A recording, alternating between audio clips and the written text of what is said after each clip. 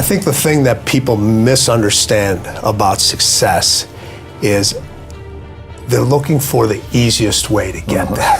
Winning is not about the trophy and the accolades. Everybody wants the end result, and they want to feel the sugar and the confetti and all that other stuff. But what you have to endure to win, no one wants to talk about. Every minute you have an opportunity to win. Life and winning is a bunch of sprints within a marathon. After you lose, or when you get knocked down, stay down there for a minute. Understand why you lost. Other people win because you win. It isn't just about you. It's about being able to pull the team. Well, you have individuals that go out and run marathons. You know, if you compete at the highest level and you're a person that just runs marathon, the chances of you winning that marathon are pretty much zero. Winning is not supposed to be fair. Life is not fair. There's nothing that's going to guarantee you that win. When you look in the mirror, you can lie and see what's on the surface. You cannot lie what's going on inside. Need motivation? Watch your top 10 with Believe Nation. Top 10, I got a top 10. Got my motivation high for my top 10. Gotta learn from the wise women and men. All my life, like 9 and 9. For my top 10, top 10, 9 and 9. This one's for my top 10. Hey, it's Evan Carmichael, and I make these videos because you are probably the most ambitious person in your circle, but you know you're capable of more, and you get that push by surrounding yourself with the best. So today, let's learn from one of the best, Tim Grover, and my take on his top 10 rules for success.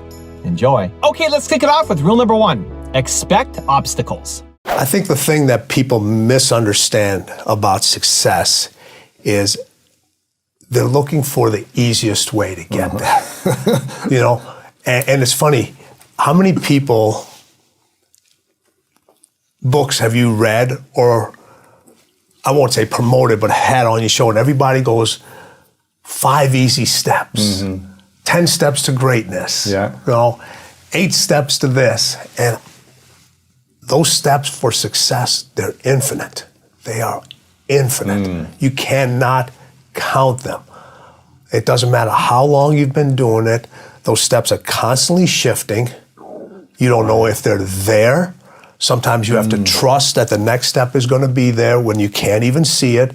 And sometimes when you step on that step, you go right into quicksand. But you got to be able to pull yourself back out of it again. So everybody's looking for these steps, and there are no steps. Those steps never end. And you just can't climb steps. Sometimes you got to crawl those steps, and you finally get to the top, and everything shifts, and you're at the bottom again. It's crazy. All right. What does that mean? Sometimes you're at the top and then you're at the bottom again. Well, you may get to the top and you're like, I'm here. And then you look back down and you look up again, you're actually on the first step. You're on the first step again. And where you thought was the top is not even the top. It's the beginning. Wow. It's literally the beginning of where you're supposed to be. And that's when most people just quit. It just drives me crazy because everybody's like, here to look at, people that I do the interview with, I always like to use them as an example because people can relate to that, all right? You've been climbing steps for how long to get to here? I mean, since starting this, it's been over 8 years, but the journey before then, it was, decades to build myself, to prepare myself for this. And now I feel like I'm just getting started. Right, exactly. So you have just, right, exactly. So all the steps that you climbed just to get started. Yeah. Just to get started. And people don't want to talk about those steps.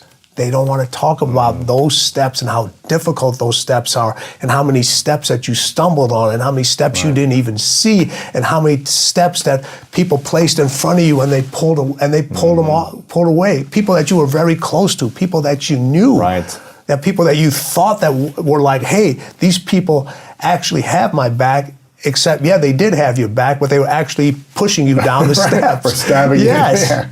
No. And it's funny when you talk about those things, or people talk about them, they seem surprised. But you should know that in that path, all those things are going to be there. Mm-hmm. They're going to be there. Rule number 2, be willing to do it again. Winning is not about the trophy and the accolades.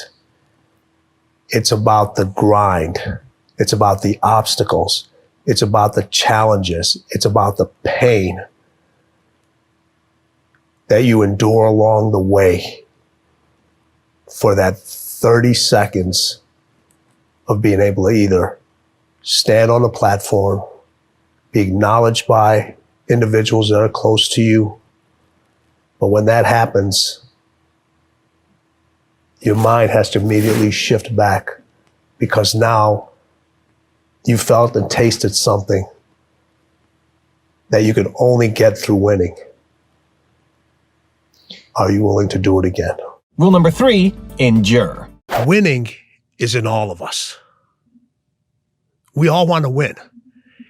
But the path people take to get to winning, everybody wants the end result, and they want to feel the sugar and the confetti and all that other stuff. But what you have to endure to win, no one wants to talk about. And that's what really winning is about, because you spend more time enduring it and being in and not in a good place. And I wanted to bring it out and say, hey, no matter what you do in life, where you're at, this is what winning takes. And it's in all of us. It's in all of us. You find wins every single day. Rule number 4, recognize your wins. Do you think anyone can become a winner? Winning is in all of us. That's what I always say. Listen, and we have wins every single moment. Yeah. And those are the steps that get us a little closer to what we want. We have every minute you have an opportunity to win. You really do. But with everything that's went on in the world in this past year, people forgot how to win. People don't even know what a win looks like anymore. Right. What does it look like? Yeah, people don't even know, like, and so many times a win just comes by because there's a constant change, there's a constant shift. And now with the paradigm of the way everything is being handled now, you have to look at things completely different. Everybody's waiting for a normal. A win doesn't look like what it used to look like anymore. Right. All right. What does it look like now? What does it look like now? For each individual, it's different. For each individual, it's different. For a lot of individuals, it's just like getting out of that routine that you were stuck in for so long. Mm-hmm. And did the pandemic allow you to say, you know what? Yeah, I was in a routine, but the routine wasn't getting me anywhere. I was in a routine of comfort. Mm. And the pandemic put a lot of people in a routine that was very uncomfortable, that they weren't used to. But it was a necessity. It was needed. You know, people always wish for this time during this thing that happened, I want to spend more time with my family. And now they have it. Now you have it. Okay? Schools aren't doing a good job with educating my kids. Uh-huh. Now you're homeschooling. Yeah. All right. I'd love to work from the house. Now you're doing it. Now you're doing it. Now you have all these things going on that you wished you had, as you thought were wins, and for some people they were. And for others, you're just like, no. These are not wins. I do a lot of Zoom stuff at home, and I got a cat, and I got a very lively dog, and you'll see the cat run right across the screen.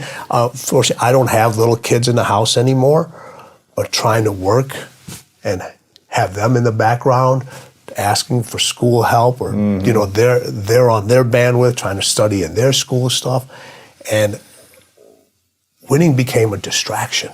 It became a distraction. And people were trying to balance all these different things and forgot, hey, this is what my win is. That you need to recognize what that win is now. And during the pandemic, it's not getting back to normal.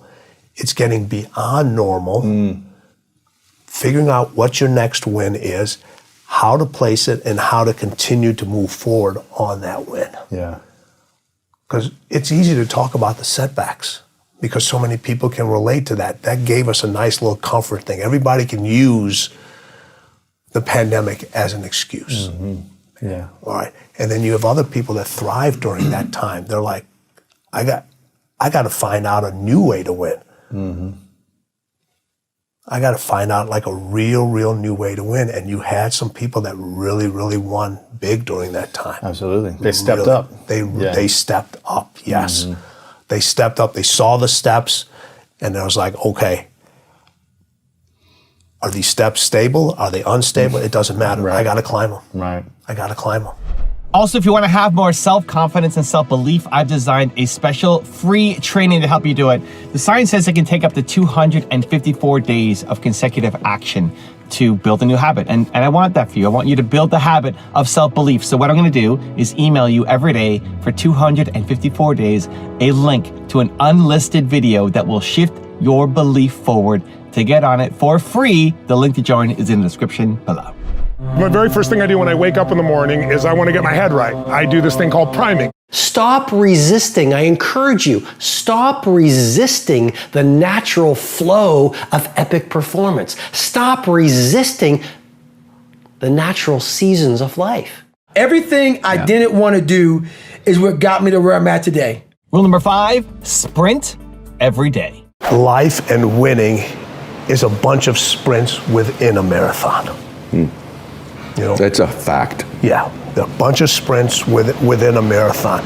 And you can't see the end line. Like in a marathon, you know where the end line is. In winning, that race may have an end line, but there's another start line right after it. Yeah. And for people that are really driven, and this is not about money, and this isn't about fame. This is about, you could be winning as a school teacher, you could be winning as an entrepreneur, you could be winning in business, you could be winning as an athlete, as a waiter, whatever it is, a waitress, whatever it is. It's that every single time you sprint to that finish line, there's another start line that's coming. And that's why it never ends. It's a marathon that just keeps going, and going. And I try to tell people, listen, I'm not an avid runner. I used to be in my much younger days, not avid. I used to enjoy it.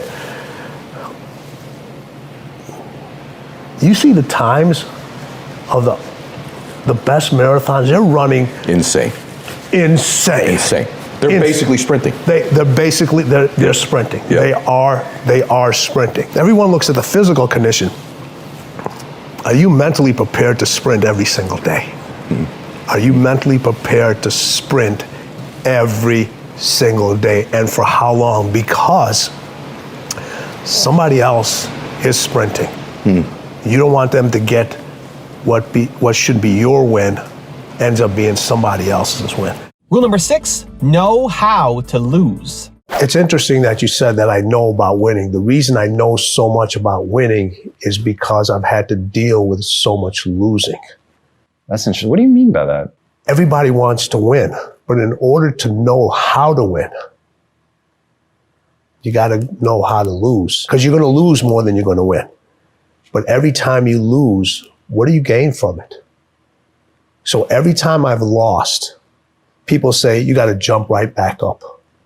You know, get back right on your feet again. And I disagree with that. After you lose, or when you get knocked down, stay down there for a minute. Understand why you lost. What were the reasons? Why are you down here? Why did you lose? Why did you get knocked down? Because if you just jump right back up, you're going to lose again and again, and you continue going to lose the same way. So every time I lost, I stayed down for a second. Minutes, hours, days, weeks. But when I stood up, I was different. I was smarter. And when I lost again, I stayed down. I stood back up. I was stronger. When I lost again, I stayed down. How did I stand up again? I was more confident. Lost again. Stood up. I was more resilient. Now you start putting the pieces that are necessary to win over and over and over again. So if you lose and you jump right back up and you haven't really changed, I mean, really, really changed from that loss, you're never going to learn from it, and you're never going to really, truly know the unforgiving race to greatness, because that's part of the unforgiving part, is the losing part. That part is unforgiving. Rule number 7, win in all arenas. You just don't win in one arena. You win in your sports, you win in business, you win in your personal life. Other people win because you win. It isn't just about you. It's about being able to pull the team and show them what it feels like to win, and what kind of feeling that gives. And when you win, your family wins. When your family wins, you win. When you win, your friends win, the people that have supported you. Every time Michael played, I always said this. I said this in The Last Dance. He would say, these individuals are giving me something that's way more valuable than the price of a ticket. They're giving me their time, which is non-refundable.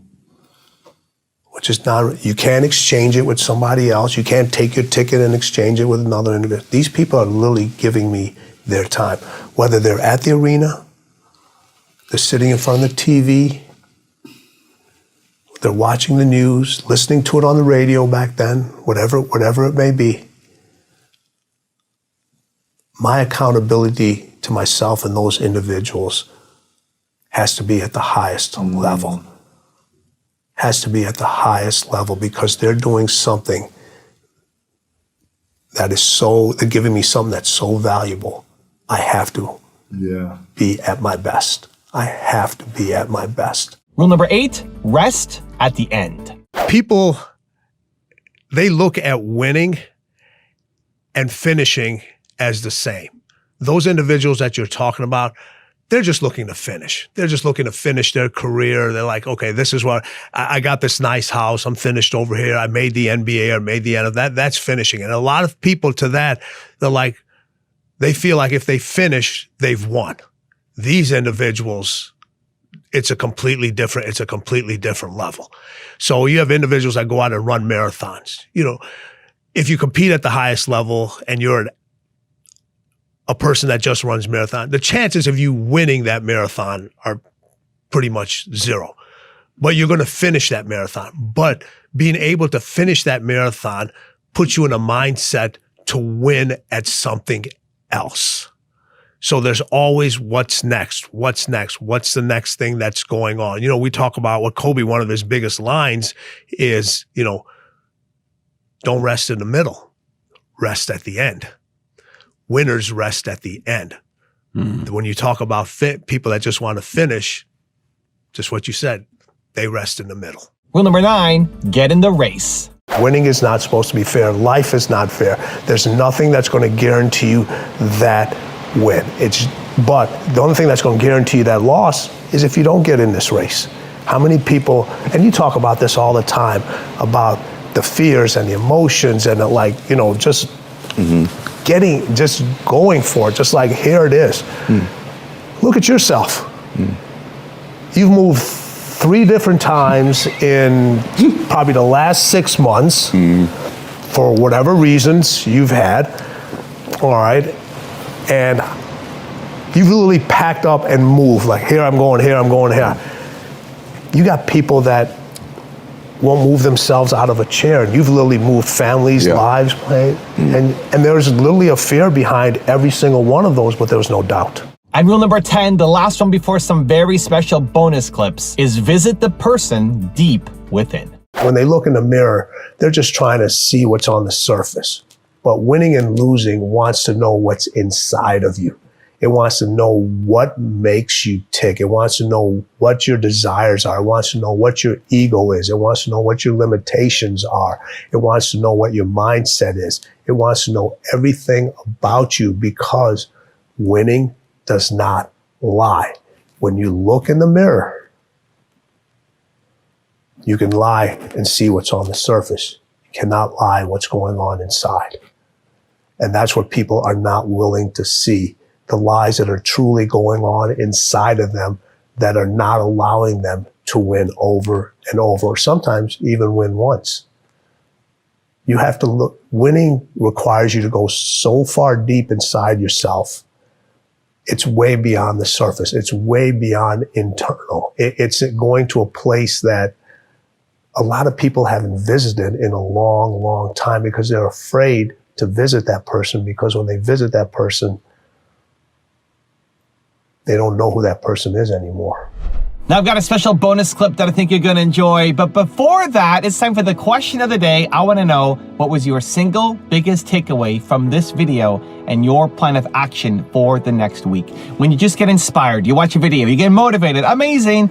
The science says you have a 35% chance of actually doing something, actually following through. That, Believe Nation, is not enough. That is not you, not now, not anymore, not today. But when you get inspired and then you create a specific plan of action for what you're gonna do, that number jumps to 91% chance of you following through. And when you commit publicly to others, like leaving a comment in this video, it jumps to 95%. So the question of the day is your single biggest takeaway from this video and your plan of action for the next week. Put it down in the comments below, and maybe next week I'll profile you. In the book, Kobe said, he said, winning is everything. It's everything. All right? And you sit here and if you talk to Mike, whatever Kobe would say, Mike would have to one-up him. Because there's still, the competition never stops. It's always about what's next, what can I win more at? You know, both those individuals, you know, obviously Kobe's not with us anymore, but both those individuals, the competition and the desire and the feeling of winning, even though they were done with playing, manifested into something else. You know, MJ, the most successful sneaker brand out there. All right. Owning a team, tequila business, in the sports gambling business. He's in all those things. He's in all those things. All right. So the competition never stops. With Kobe, it was like, I'm going to win an Oscar. Go out and win an Oscar. Writing children's book. He literally, his goal, his plan was to take over Hollywood. He was like, I owned LA on the basketball court, and now I want to own LA. He wanted to take, that was his winning thing. Take the basketball out of it. Everyone knows I own LA on the basketball court. And we talked about this. He goes, own LA, own LA. And if you look at the paths he was going through, that's what he was doing. That was his next definition of winning. When I started studying, everyone says, oh, you're going to be a gym teacher. I said, no. I said, I'm going to work with professional athletes.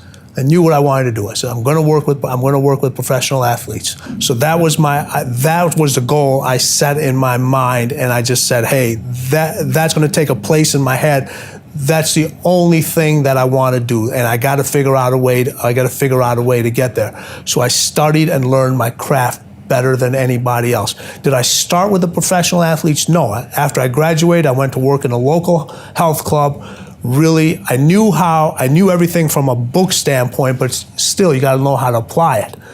Okay? So I, worked with anybody I could. These are not pros. These aren't pros. I'm talking about housewives. I'm talking about individuals that just want to get in shape. People that have had injuries from different sports, kids, anybody. Just kind of developing programs, implementing what I've learned, and actually being able to apply it. Mm-hmm. And once I started to look at that craft, I said, okay, now I'm starting to figure out how to actually apply this stuff and how to use it and put the formulas together and put the workouts together and do all these different things. I mean, stuff that they're doing now from a workout standpoint, I was doing 30 years ago. Wow. So none of the stuff is new to you. Some of the stuff is new. It's different. I stay on top of it. Right. All right, I got to continue to learn, continue to be better myself so I can better my athletes, better my craft. Mm-hmm. But it's just a different way of doing the same thing.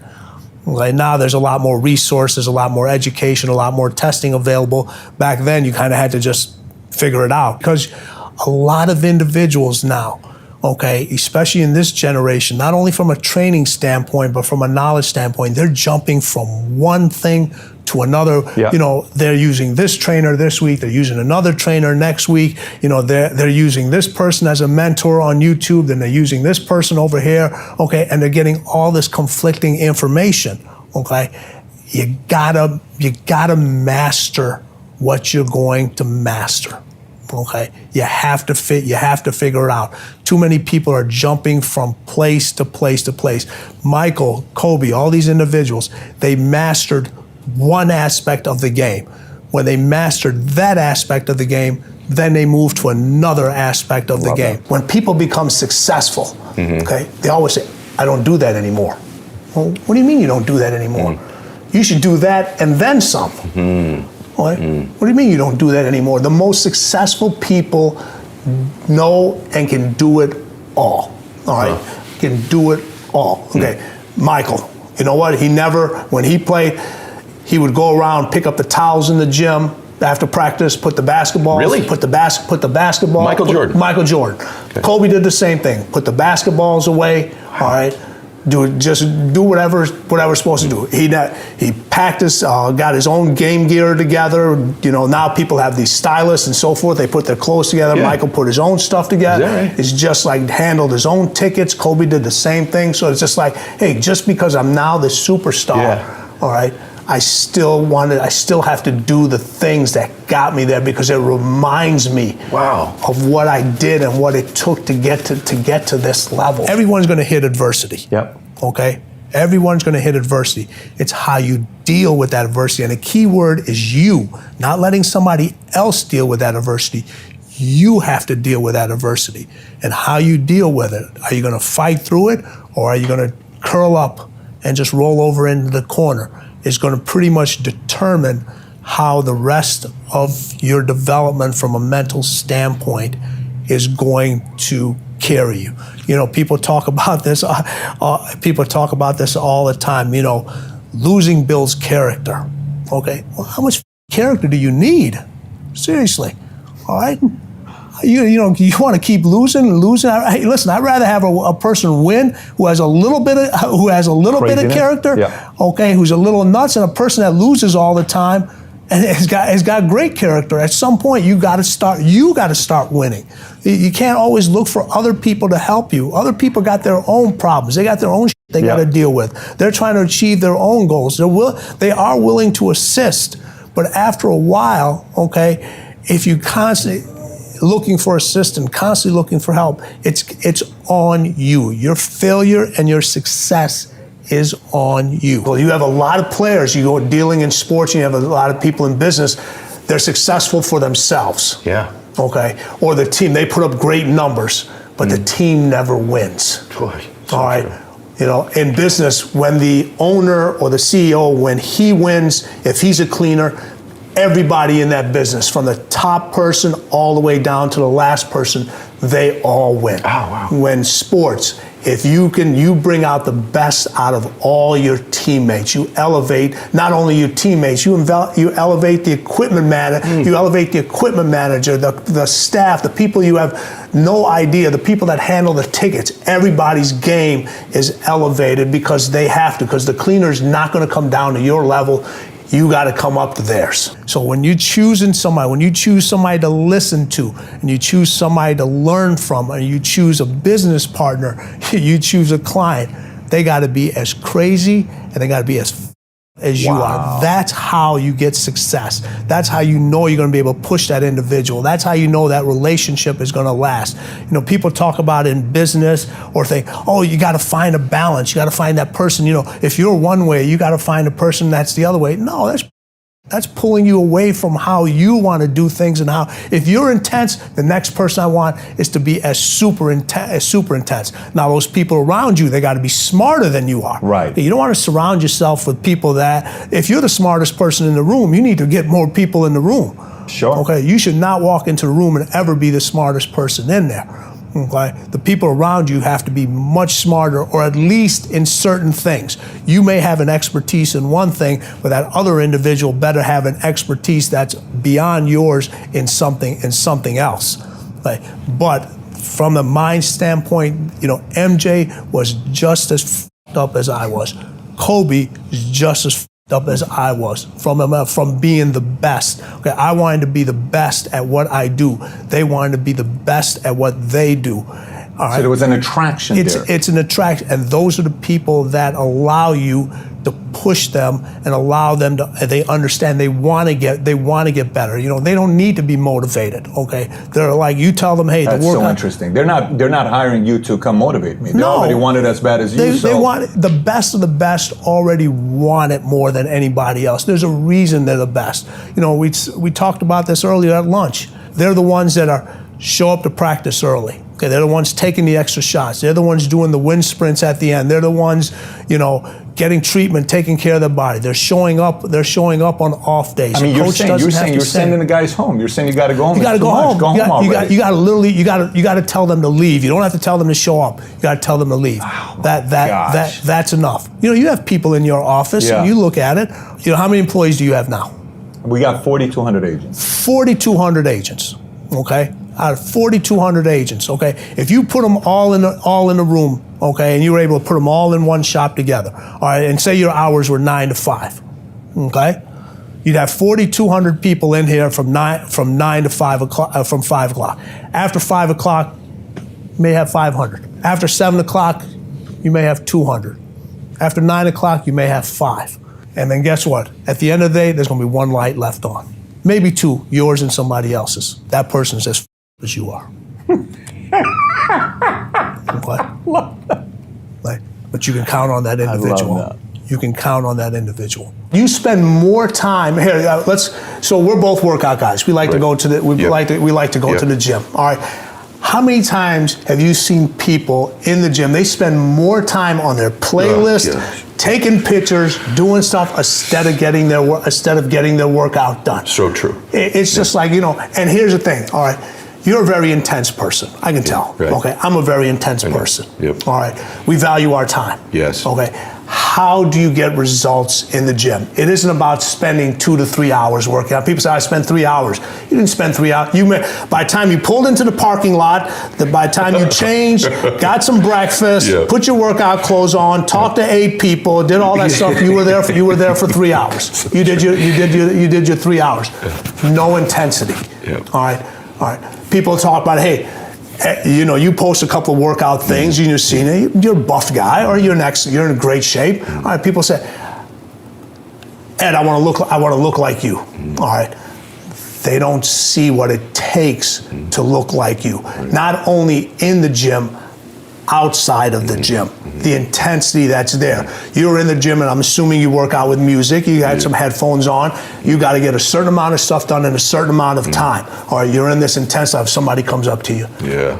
Okay. And you don't want to be rude to them. So now you take your headphones off. They ask you a question. They want to take a picture with you. Oh, I recognize you from so and so. And all right. And then the question is, how do I get to look like? Well, the one way you get to look like me is leave me there for long. Stop asking me these questions. Exactly. And start hitting the weight. Start lifting. Yeah. It's the intensity that you have. It has to be in everything you do. You have to be an intense person in your workouts. The way you eat. Okay, that's intensity. How do you fuel up your metabolism rate so you're burning these calories so you can get that definition? That's an intensity. How do you get to be successful? You know, oh man, he or she, he's so intense. No, you know what? He and she. That's how you're supposed to be. You're at a different level. Right. And that's why I said the intensity is so important. It's what really separates those individuals. And you can't get into that zone, and you can't get arms and abs like Ed. All right, you can't do it unless you have that intensity and you're willing to block out the distractions.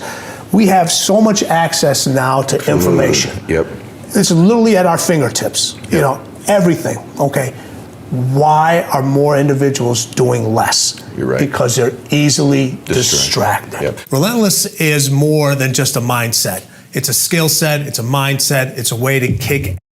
We talk about kick and taking names. Well, when you're relentless, you've kicked so much, you can't remember all the names because it becomes irrelevant. The name that they remember is your name. That's what relentless is being about. It's not about others, it's about yourself. It's about taking yourself to a level that only few people can achieve. The mindset is completely different. It's about capturing other people's hearts and not letting them go.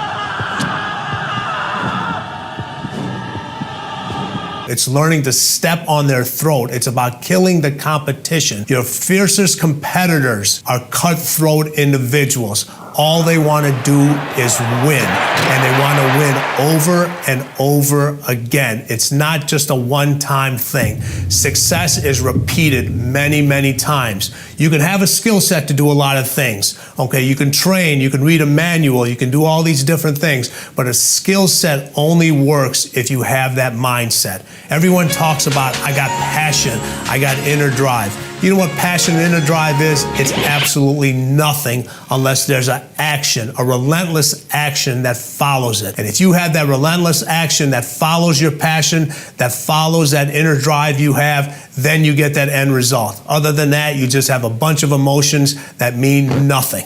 Being relentless isn't something that you're born with. When you're born, the doctor doesn't stamp on this person is going to be tough, this one's going to be relentless, this person is going to be soft. It's something that's in everybody. All right, it can be taught, it can be learned, but you have to take the necessary steps. If you're good at something, you can be great at it. If you're great at something, you can be unstoppable at it. There's always a next level. So don't let anybody tell you that it cannot be learned and it cannot be taught. It can be, and Relentless teaches you how. And that's bottom line. How many times have you watched sports and they said, the person's thinking too much? Stop thinking. Yeah. Stop thinking. Just go out and play. Well, Yeah. what happens when you tell an individual to stop thinking? What's the first thing they do? They start thinking. Yeah. Exactly. Do you know how many hours and years of preparation go into not being able to not to think about something? Okay. It takes years and years and years of doing the same thing over and over and over again. Okay. To learn how not to think. Not to think. Wow. To be able to take a reaction Yeah. and turn it into a reflex. That's what the greatest can do.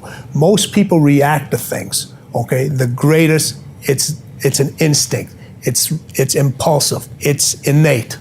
It becomes a reflex. You know, we talk about this. Listen, trust your instincts. That's what closers do. You know what cleaners do? Their instincts trust them. I got this. I'll give you a great example about that, and we'll pick up the other thing. All right. Doug Collins, coach of the Bulls, is drawing up this play. Okay, last second play, he's drawing. It's the Cleveland play, the one he beat Elo, right? Yep. So he's drawing up this play, all this other stuff. He's over, he raises it. Michael turns around and said, "Hey, give me the ball, get the fuck out the way." In the timeout. Yeah, after the time, you know, before Doug, he goes, "Give me the ball, get the fuck out the way." Okay.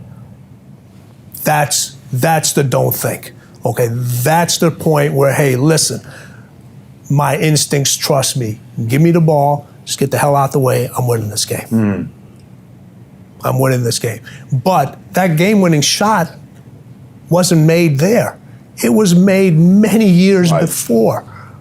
In the dark gym by himself with somebody rebounding the ball, whether it was me or somebody else, shooting that same shot over and over and over and over again, saying, no, if I get to this spot, I don't care if there's 10 hands in front of me. If I get to this spot, the shot's going in because I've done it over and over again. Just for a second, because this just blew my mind. Is your dad, they come from India, right? Yes. Is that right? Mm-hmm. And your dad, you're in the cab. You just get here. You're in the cab. Just get here, yep. And my mom's already here. Okay. Established herself as a nurse. Okay. And well, my dad, it was easier for my mom to get her license here as a nurse practitioner than it was for my dad to get his license as a doctor, all right, an MD. And he wasn't able to get the license. We still came over. We're sitting in the cab, and he's counting the money, and the meter gets to, I forget what the number was, and my dad tells the cab driver, stop. And you're a little boy, right? We're a little boy. Yeah. I was 4 years old. He said, stop. And we're like, what's going on? And my dad goes, hey, listen, we're in a new country. I want you to enjoy the scenery. So we get out, we grab all the luggage. Excuse me, I get real emotional doing this. That's awesome. And we're walking down the street.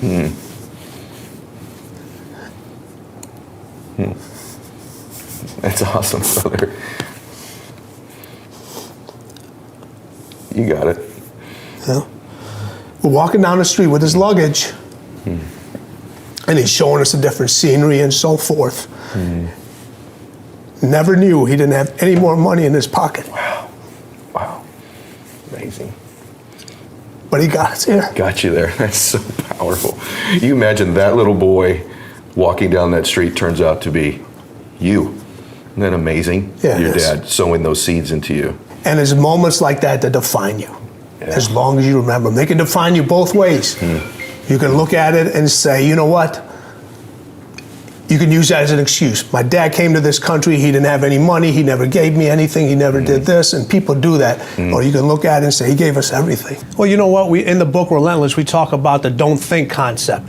Your skills are so finely good at what you do, whether it's trading, making business decisions, playing basketball, that you know if you do fail at something, it's just this little stumbling block. The next time you're going to succeed because you've done it over and over again, not only physically, but your mental preparation. The thing that makes individuals really, really special who are that great is they're always looking for that competitive edge. So it's interesting to see how a champion in sports, how it relates to a champion in business. It's the same mindset. It's about winning the battles, continuing to improve, learning new ways to stay ahead of the game. Clarity is what gives you the idea of success, being able to close those deals. When you can see and you can think and you can react with a clear mind and you take your emotions out of it, you're in that zone. Getting the deal is just a byproduct. And the minute you get the deal, you're already thinking about what's next. When you want to excel at something, what must you have? Did I just hear somebody say passion in the audience? You know what passion is? Passion is an emotion. It's an emotion without an action. Passion will get you nowhere. Inner drive will get you nowhere unless you act on it. You have to act on your passion. You have to act on your inner drive. Don't let those feelings stay inside of you. You got to know what to do with them. You got to know how to make them work in order to get what you want. Don't keep it inside. Knowing that you're the best at what you do and you've done all your homework to get to that point. Relentless is about trusting your instincts, but the only way you can trust your instincts is if you've done your homework and your skill is so finely tuned at whatever you do. You have people in sports, you have the role players, and they're trying to step out and be superstars. And I always tell them, I said, you got to think about winning first. All right. If the team wins, you'll get paid. If the team doesn't win, you will not get paid. All right. The bottom line is the end result. Just like when you guys close a deal, not only do you win, everybody underneath you who helps you close the deal, the company, it all ties in together. Decide, commit, act, succeed, repeat. The one thing that all the greats have in common is they sweat the small stuff. They pay very, very close attention to every detail. Michael used to sweat the details so much in his basketball game that it carried on into his personal life. The suit had to match the car he was driving that particular day. But what those details allowed him to do was to put him in the zone to be the best basketball player on that given night. Well, the dark side is something that's in everybody, but it's a situation that you have to control the dark side. If it controls you, that's when things start to go real, real bad. That's when you have a tendency to go to what I call the other side. But if you harness the fuel that's from that dark side, whether it's anger, whether it's fear, and turn that into positive fuel, it'll help you really succeed at whatever you're trying to do. A great leader knows how to push buttons, how to push the buttons of different people. I totally disagree with that philosophy 100%. All right. I don't want to have somebody to have that much control over me where they're pushing my buttons. As a great leader, okay, what I do with my clients is I pull their buttons. And then I teach them in certain situations to know when to push their own buttons. Well, you have to keep yourself focused on whatever your ultimate goal is. There's stumbling blocks all the way. People get laid off, you have a bad game, you get traded from a team that you don't want to be with. But if your goal and your focus remains the same, that, hey, this is going to happen, and I know I have the skills and I have the knowledge and I have the instincts to dig myself out of this hole, you will dig yourself out of the hole. You have to control the situation. Don't let the situation control you.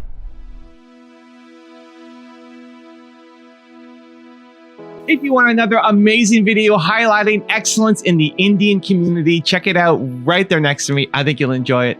Continue to believe, and I'll see you there.